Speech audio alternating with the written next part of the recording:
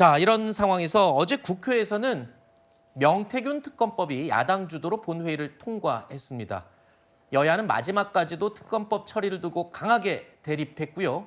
야당은 요즘 이 명태균 특검법으로 여당 그리고 윤 대통령을 향한 공격에 모든 힘을 쏟고 있죠. 어제 국회 모습 먼저 보시죠.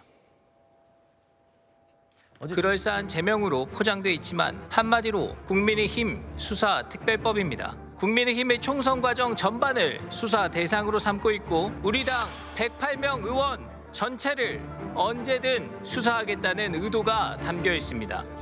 여러분 육성 들으셨습니까? 내가 윤상현이한테 전화해서 걔가 공관위원이니까 전화해서 김영선 주라고 하겠어 라고 말한 육성 다 들으셨습니까? 공천 개입입니까?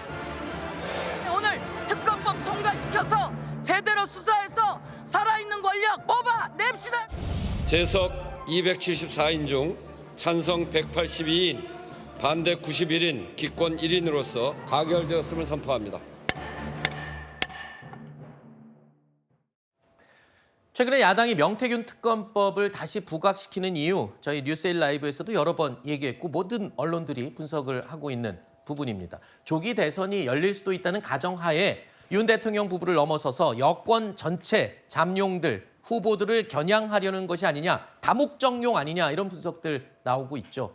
일단 어제 국회를 거친 이 특검법, 이제 공은 최상목 대행에게 넘어갔습니다. 자, 거부권을 행사할지 여부. 만일 거부권이 행사돼서 국회로 다시 되돌아가서 재표결을 치르게 된다면 이 부분이 지금 또 주목할 부분입니다. 왜냐하면 재표결은 무기명 투표이기 때문에 국민의힘 내부에서도 지금 다양한 의견들, 대놓고는 말하지 못하지만 여권 잠룡들 가운데는 이해관계가 복잡하겠죠. 그래서 무기명일 때는 과연 이탈표가 얼마나 나올지가 관심사입니다. 앞서 국민의힘은 야당이 명태균 특검법 처리를 강행한다면 최상목 대행에게 거부권을 요청하겠다라고 밝힌 바가 있죠. 최 대행의 선택에 또 한 번 눈길이 쏠리고 있습니다. 민주당은 오늘 최 대행을 향해서 특검법을 즉시 공포하라며 목소리를 높였습니다. 또다시 거부권을 행사하는 것은 있을 수 없는 일입니다. 최상목 대행은 국회의 권한을 존중하고 명태균 특검을 즉시 공포하십시오.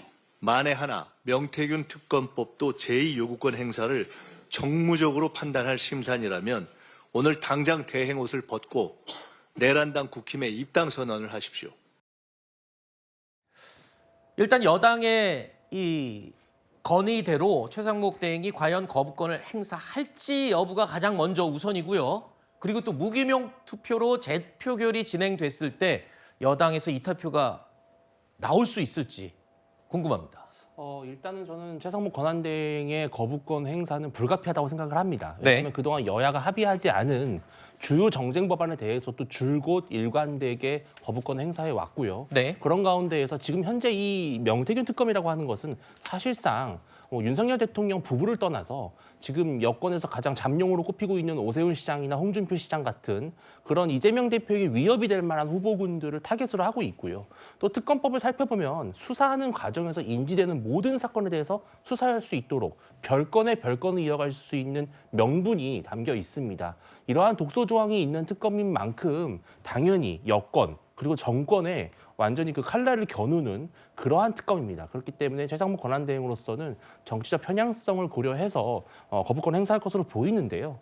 저는 거부권 행사했을 때 제2표결에서도 이탈표가 많이 나오지 않을 것이라고 예상을 합니다. 아, 그래요? 왜냐하면 지난 1월 9일에 내란 특검이나 김건희 여사 특검과 관련해서도 이탈표가 4표밖에 나오지 않았는데 네. 그 사안에 비해서 이 명태균 특검이라고 하는 것은 어떻게 보면 보수 전체를 공멸시킬 수 있는, 네. 괴멸시킬 수 있는 그런 아주 위험한 특검이라는 점에서 더 결집이 될 가능성이 높거든요. 네. 저는 그래서 이탈표가 나오더라도 아마 찬성표를 던졌던 김상욱 의원 정도만 아마 이탈을 하지 않을까 예상하고 있습니다. 네, 여당에서는 야당이 여당을 수사하는 법이다. 뭐 이렇게까지 표현하고 있는데 그런 의미에서 이탈표는 안 나올 거다 이렇게 예측을 하는군요. 일단 저희는 그렇게 보지 않는 이유가 일단 독소조항 얘기들을 많이 하시는데 네. 자꾸 독소조항을 그렇게 뭐 야당 추천 아니면 뭐 인지수사 이런 것이 독소조항이 있는 거라고 한다면 대한민국에서 과거에 있었던 특검법들은 모두 독소조항이 포함된 특검법인 겁니다. 그러면 국민의힘은 과거에 독소조항이 담겨 있는 그런 특검법들을 왜 통과시켰습니까? 드루킹 특검법, 그러니까 야당을 우리 민주당을 향한 특검이든